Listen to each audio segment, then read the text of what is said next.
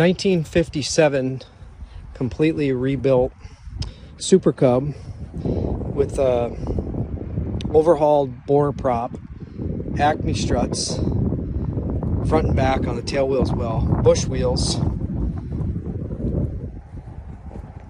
VGs, PSTOL flaps, Oratex, LED lights all around, 16 rib wings, not the 13s, oversized elevator and rudder,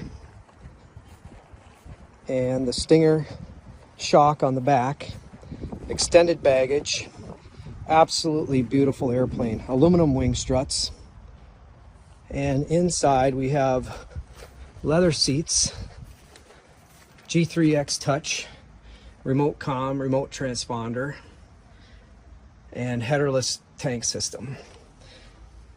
Absolutely gorgeous airplane with incredible attention to detail. Sutton Exhaust, Tannis heater,